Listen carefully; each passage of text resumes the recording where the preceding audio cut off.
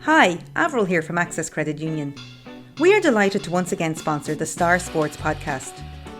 As part of our range of new business loans, we now offer Cultivate Farm Finance, the farmer-friendly loan package.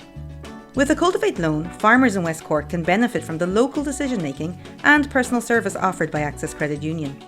To find out more, go to accesscu.ie/cultivate, call me on 085 268 2727 or 028 21883, where a member of our team will be happy to help you with your inquiry. Close your eyes and pull like a dog. And a new Irish record for Phil Healy, 22.99.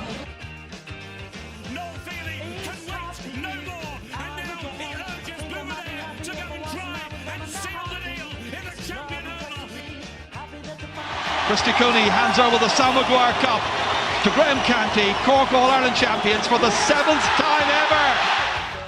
Hello and welcome to a special bonus edition of the Star Sport podcast. My name is Jack McCarran of the Southern Star and I'm joined as always by Star Sport editor Kieran McCarthy. Before we kick things off, I'd just like to give a gentle reminder to our listeners and viewers to please rate, review and subscribe to the podcast on Apple Podcasts, Spotify and YouTube. The Star Sport podcast is brought to you in association with our friends at Access Credit Union. Access Credit Union, where your bank really does matter. Choose the credit union, choose local, choose community.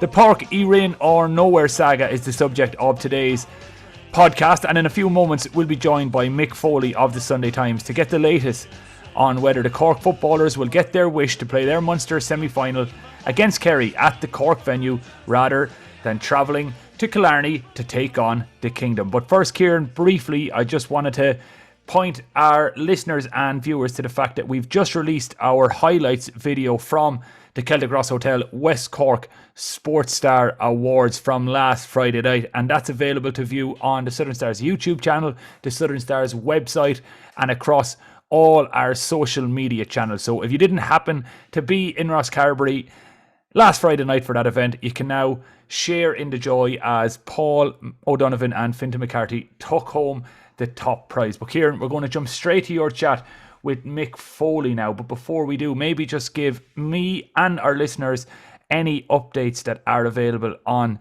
the current state of play in the hashtag Páirc Uí Rinn or Nowhere saga. The update is that there is no update really since last weekend. So just quickly run through what happened last week. The Munster Council fixed the game for Killarney, taking home advantage off Cork. The game was meant to be played in Páirc Uí Rinn, but the Munster Council have decided to fix the game in Killarney. Since then, the Cork footballers came out with a statement saying literally it's Páirc Uí Rinn or nowhere and urged the Munster Council to reverse their decision. That was a statement from the Cork footballers and management. The Cork County Board came out since then as well to back the footballers and management to say and urge again Munster Council change the game back to Páirc Uí Rinn. And the ball is really in the Munster Council's court right now because there is no update as such. The Cork football and management, they're not budging from their Páirc Uí Rinn or nowhere stance. So we're just waiting to see what the next move will be. Cork County Board Chairman Mark Sheehan did tell RT last weekend that the remedial works on Páirc Uí Rinn would and will be finished well ahead of the May 7th date. And that would raise the capacity, we think, from 9,200 up to 11,000. So that's where we are right now. There is no update. The footballers have set out their stall. They're not going to play anywhere else except Páirc Uí Rinn, and you can't blame them for that.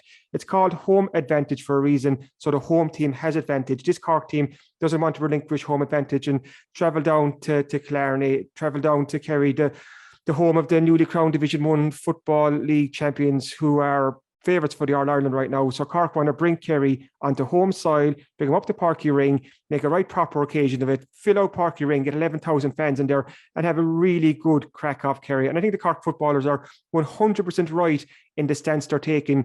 But as an update, we have to wait for what the Munster Council come back with now, whether they'll say, okay, we're going to switch the game back to Páirc Uí Rinn on May 7th, or they might say, no, we're keeping the game, in Fitzgerald Stadium. And if they do that, it's going to be very interesting to see what the Cork footballers will do then, given how they have outlined their stance. But as you'll hear now from friend of the show, Mick Foley, it's been a in the history of Cork GA, it's ever been quite easy. There's always been these chapters of sagas and dramas, and this is the latest one. So when I started talking to Mick first, I asked him a nice simple question, Jack. I said, who's to blame in all of this? We're joined now on the podcast by Mick Foley of the Sunday Times to have a chat about Páirc Uí Rinn or Nowhere, this saga that's been running on now for a week or so. Welcome to the podcast first, Mick. And just on this Páirc Uí Rinn or Nowhere, it's almost like untangling those Christmas lights that you put away last Christmas and you bring them out the next Christmas and it's an absolute mess and you don't know where to start and it's not that straightforward. So I'm going to hit you with a nice, easy question. Who's to blame in all of this? Oh, that's handy. Yeah, thanks a million. Who's to blame? Well, I suppose fundamentally, where did this begin? It began with the booking of Ed Sheeran, and I would certainly argue that the booking of Ed Sheeran was done clearly with the best of intentions, and given the financial state of the Páirc Uí Rinn debt and the financial impact that can potentially have on the game in Cork on a wider level, I think it was a risk worth taking. The risk being that you book Ed Sheeran last September, it was confirmed, so you can imagine the conversations were probably going on well before that. Remember where we were last summer? We didn't really, we had a championship, but we didn't know. We knew it was going to be a split season, but we didn't know what 2022 was going to look like. No championship draws made. So Cork GA, make the judgment call to get Ed Sheeran in 2 gigs. The last time Ed Sheeran played in Páirc Uí Rinn in 2018, it was worth 1.4 million to Páirc Uí Rinn alone. So that was 3 gigs. So you would conservatively estimate that this gig would be worth very close to, or these 2 gigs would be worth very close to £1 million. And we know that historically speaking, that paying for stadia, whether it's Páirc Uí Rinn or Semple Stadium or any Crow Park or any other one you want, they require those cash injections. So if they were to take a gamble, this was the gamble. If Cork hadn't been drawn in a Munster football semi-final against Kerry, I don't think we'd be having any of these conversations. These are the fine lines that Cork GA were treading. So if you want to say, well, who's to blame? Well, fundamentally, I suppose looking back now, and I would be surprised if Cork GA took this chance again. I suppose Cork would have to hold their hands up and go, well, we're the ones who booked Ed Sheeran and that's it. But as I've sort of outlined there, and if we dig into it a little deeper, it's just, I think there are no good choices in this, Kieran. It's starting from a bad place. It's starting from having to deal with a 30 million euro debt that is going to go on for at least a decade, 15 years, 20 years, possibly even.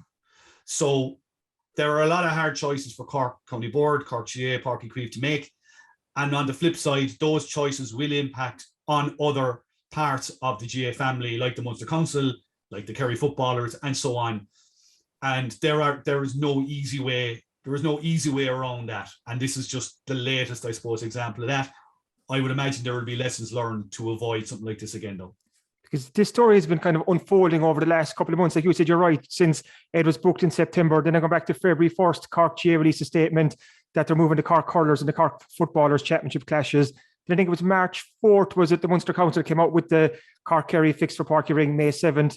Then March 30th, Munster Council come back. No, lads, we're going to move this to Killarney. We can get more arses on seats in Killarney. It's a bigger game, get a bigger crowd in there, but Cork will get 2 games back. And then the day after, the footballers came out and they said, please reverse the decision. It's Páirc Uí Rinn or Nowhere. So there's been a couple of important, I suppose, points along this journey. But I want to jump straight to the Cork footballers. When they came out the day after the Munster Council decision and they said, we want that decision reversed. It's Páirc Uí Rinn or Nowhere. We're preparing for that game in Páirc Uí Rinn. That was almost a line in the sand moment for this team because they seem to be just standing up for what they believe is right. So it's just an. Do you think they've made the right move here, Mick, or what's your thoughts on the whole? Well, I think it's understandable, first of all, and again, we're not wanting to sound very bland and vanilla about it. I mean, I think everybody involved in this are making decisions with the best of intentions, whether they're right or wrong, or whether they're seen to be right or wrong by the other side. So, for example, when you look at the Munster Council, Cork County Board, and the decisions they've made, they are looking at a far wider canvas than the Cork footballers. Cork footballers, and rightly so, are looking at how can we maximise our performance in the Munster Championship against Kerry.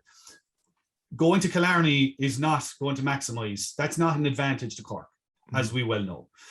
So they're looking at it going, well, Páirc Uí Rinn certainly would give us something of a leg up in terms of the venue itself, the familiarity with it. It will play tight just because of the capacity and so on. And it'll just maybe discomfort Kerry slightly. That's not to say that I don't think it's a game changer in terms of the result or anything like that. But from a Cork football perspective, it's certainly something worth fighting for. And, they have taken, and this is the thing, like, insofar as anybody has taken any notice of them at all, whether it's within Cork or beyond, they've taken a lot of punishment, whether it's between getting battered by Kerry in the Munster final last year, and even in the McGrath Cup final at the start of this year was sort of, it's a warm-up game, but, there was a decent crowd at it, and it was a bad old beating to take. And then moving into a Division 2 campaign that's been upset by injuries and absentees, withdrawals, all sorts of stuff. They're on the back foot in every which way. So as a way of sort of generating some spirit, some unity, something to get behind, you can absolutely see where they're coming from. But equally, you can see, like, from a Munster Council's perspective, you mentioned it there. It's about getting bums on seats as much as anything. Like the money you're talking about, I think it was roughly a rough figure, the difference between having it in Páirc Uí Rinn and Killarney. And I must say, it's quite hard to judge how many people will actually be at this game, even if you had it in Crow Park, let's say, or just in a huge stadium that everybody could go in. It's still hard to figure out how many would be. They're saying probably a couple of 100,000 could be worth to the Munster Council, which is not an insubstantial amount of money. Equally, like, they're looking at a couple of years of COVID, people not being able to easily go to matches. The idea that, okay, Cork are in a weakened state this year, but if they were in a stronger state next year with a bunch of players back and another year behind them, and in 2024, that home games against Kerry might be more useful to them then. Yeah. And I can see that. But you can't expect the Cork footballers in 2022 to see that, because they don't know if they're going to be playing next year. They don't know who's going to come back. Maybe let's go out to hell with this, just to know. So they have to live in the now, and that's the difference. And that's what I completely understand where the footballers are coming from. And I have a feeling, I think in the heel of the hunt, they may well get the outcome they're looking for. Because home advantage is home advantage. Like, Cork footballers obviously want a game in Páirc Uí Rinn, and they're dead right to want a game in Páirc Uí Rinn, because it'll give them more of a fighting chance against what we know is quite a good Kerry team. And if we get 11,000 into Páirc Uí Rinn, we'll have a proper championship atmosphere, I think. Well, at the start of the game, I'm not sure how the game is going to peter out, because you know how good this Kerry team is, but you'll have you'll have a full crowd, you'll have an atmosphere there, there'll be an edge to the game. Like you mentioned there, it's a tighter ground, it'll just have that proper occasion feel. But if we go back down to Killarney again, and if there's a rerun of last year's Munster final, you won't have 11,000 people left in the stadium by the end of the game if it's that one-sided. So I think the footballers are 100% right to look to get the game in Páirc Uí Rinn. But how do you think this is going to play out over the next days and weeks? The ball is very much in the Munster Council's court now, because Cork Chairman Mark Sheehan came out and said we're backing our footballers. So it seems it's up to the Munster Council now to decide, okay, it's Killarney, or otherwise they'll say, all right, we're going to take it back to Páirc Uí Rinn. Yeah, well, like, we had to confirm in the paper Sunday morning that the letter had been sent, and that the Munster Council had been made aware that Cork GA are standing four square behind the footballers. They don't have a choice. They have to stand behind the footballers. Whatever about the nuances I mentioned before. Now it's a zero-sum game now, given what the footballers have decided to do. That's fine. How it will pan out, I think a lot of it's going to come down to where the Munster Council stand on this. The sense that I get, and as I said earlier, I think the Munster Council made this decision with trying to cover as many bases as they could, trying to do the right thing on as many fronts as they could, including Cork, in terms of giving him 2 games at home. And remember that Kerry had to agree to that as well. I mean, it's not just that the Munster Council turn around and go to Kerry, well, we're giving him 2 games now. So, I mean, Kerry have given a little bit here as well in that regard, I think. But how will it pan out? I think Antrim Cavan, to me, has been the game that and the situation that probably resembles this the most. People talk about Kildare, Mayo, Newbridge, or nowhere. That was a slightly different scenario. Antrim Cavan a few weeks ago, there was talk of moving the game to a larger venue. Antrim at the moment are playing out of Corrigan Park in Belfast, which has at the moment a 2,300 capacity. If you look at Antrim's championship games over the last couple of years, pre-COVID, and we're talking about they would have played Tyrone and Down. So, two pretty, footballing strongholds. they would have been getting average crowds of about 5,000 for their championship games. So you would have expected, with Antrim going quite well, got quite close to getting to victory promotion. Cavan have been promoted, won an Ulster title a couple of years ago. You would have expected certainly to get 5,000 to that game. So there was a push on to move it to a bigger ground. Antrim stood their ground. There was a very strong reaction in Ulster against the idea of taking home advantage away from Antrim. And just to put it in context, I mean, compared to Páirc Uí Rinn, Corrigan Park has a terraced area and it's got a stand, and then the rest is grassy banks. 2,300 people. But they said, yeah, we'll go ahead. We'll stick with Corrigan Park, 2,300. Obviously, people who want to go to the game won't be able to go to the game. Caseman Park obviously being the shadow in the background. That's where the game should have been played, but that's an unbuilt, derelict site now. In the same way, Páirc Uí Chaoimh is unavailable. Páirc Uí Rinn is the Corrigan Park in this story. So again, as you say, you're actually going to create demand for this game, where demand previously would not have existed, really, if we're being honest. The last Munster final in 2019 was just under 19,000, I think was the attendance. This is a Munster semi-final, with Cork just having avoided relegation by the skin of their teeth. Kerry going very strongly. I personally would have been thinking 13, 14,000. Mm-hmm. So if it's a case of upsetting a couple of, no, I don't mean upsetting, but if it's a case that a couple of thousand people are not going to get their tickets, that is unfortunate. And I suppose it's exacerbated by the fact that the game is on Sky rather than RTE. So you have that element as well. But I do think for this one game, creating a bit of demand where it did not exist before, as you say, the atmosphere. I mean, you remember as well. I remember going to league games in Páirc Uí Rinn between Cork and Kerry back the years, and the atmosphere would be feral, absolutely wild. And there's a possibility that can be replicated again, even if it's just a case of Kerry coming down to bad temper because they were made go to Páirc Uí Rinn, and the supporters are annoyed, haven't had to scrap around for parking spaces and all the rest of it. Sure, that all adds to it, you know. It's all part of that championship, kind of the championship adventure, for want of a better word, isn't it? It is, and I think, I mean, from a Kerry perspective, I think a game in Páirc Uí Rinn in front of a hostile crowd, hopefully against a Cork team who might raise their game as a result of all of this, it's probably going to be a far more benefit to them than playing in a half empty, maybe even more, maybe 2/3 empty Fitzgerald Stadium in a game that'll peter out. Kerry don't have a game. Remember, Kerry don't have a game against a Division 1 team if they get that far until the All-Ireland quarterfinals, which is sometime up in June. So they need, a bit of an edge to whatever games they can get between now and then. Final question, so Mick, and I'll let you go then. You've been so kind with your time. You mentioned there about the strong reaction up in Ulster, but what's almost kind of struck me in the last couple of days is social media. We had hashtag Páirc Uí Rinn over, was kind of trending, but imagine if this was the Cork colours. They'd be on the streets in Cork City protesting against this. It almost hits home about the apathy, for want of a better word, towards the Cork footballers. Okay, they're the lesser loved of the two senior intercounty teams. We get that. We know that. It's not a secret. They've been struggling in Division 2 this year. But this is a group almost trying to find its identity under a new manager. It's a brand new squad who's obviously they're trying their very, very best. So it's kind of, like I said, it's hit home there that the lack of support, for want of a better word, to come behind them has been kind of quite clear in the last couple of days. That's why it would be great to see this game in Páirc Uí Rinn and for the Cork supporters to come out and back this young team and just give them a fighting chance. Yeah, look, from a purely sort of, local view, parochial view, and I'm sitting here talking to you from Macroom, you would love to see the support energized by this and go, you know what, let's give these guys a shot because they need it. The Cork Down game, the last league game, I think there was 1,300 people at it, And even in the great days, I'll never forget when they won the All-Ireland 2010, their first league game as All-Ireland champions was against Monaghan down in the park, and I think there was 3,000 people at it, and that was in the boom times. Mm-hmm. So, as you say, it's a young team, and it's also a team depleted. Like if you go through some of the names that are missing, that if they were there, they would really, they would lift the thing in a big way. So it's a young team trying to just pull it together for a game against Kerry. You would hope, that I suppose the base support of Cork football will come out and support them and go up and make this.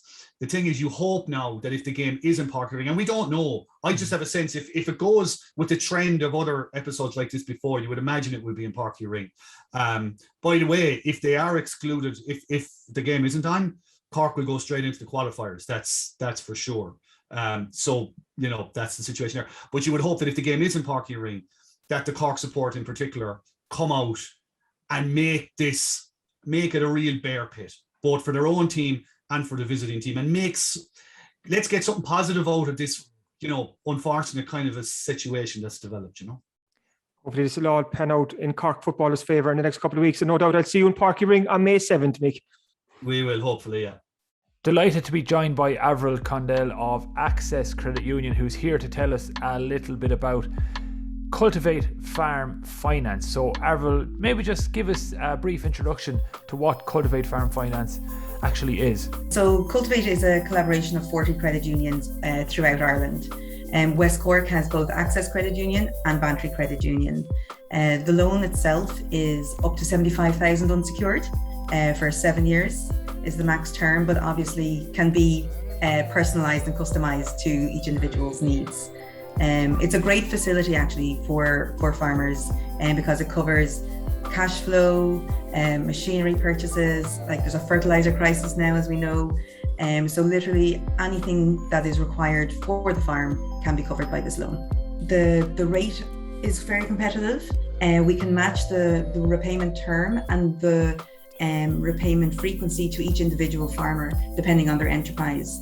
And you also have the benefit of the life cover that comes with the credit union loan, which I think is very important for people these days at no extra cost. And if I'm a farmer and I'm listening to you on this podcast today, how can I get involved? So if you're not sure of which credit union you're involved with, you can go to Cultivate Credit Union directly, which is www.cultivate-cu.ie, or you can phone 1800 839 999. And if Access is your credit union, you can contact me directly. So it's avril@accesscu.ie, or you can ring me on 085 268 2727. Okay, Kieran, quickly before we wrap up, we might as well remind listeners of what they can see when they pick up a copy of this week's Southern Star Sports section. And it is Thursday, it's already in shops and it's already available online. So quickly, why should readers be buying this week's Southern Star? It's our biggest sports section of the year so far, so incredible value for your money there. Obviously, we've the West Cork Sports Awards 4-page special on that. We've Páirc Uí Rinn or Nowhere, our reaction to that, including Hawley O'Sullivan's column, and he gives his thoughts on it. That's Hawley, who's the former Cork footballer and former Kerry Rangers manager. So that's well worth checking out.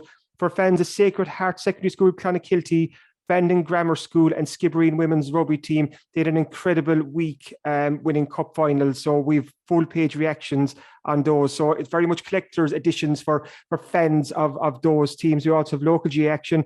We have a look ahead to the National League Camogie final this Saturday night when Cork and Galway will do battle in Croke Park. It's live on RTE at 7 p.m. And just quickly on that, I was actually surprised to learn that Cork haven't won the Division 1 title since 2013, and it seems like quite a long time. Since then, it's been Kilkenny and Galway who've bossed the National League. So it's a chance for Cork to put a mark on the ground, I think, for the championship ahead. We also have an interview with Keith Cronin.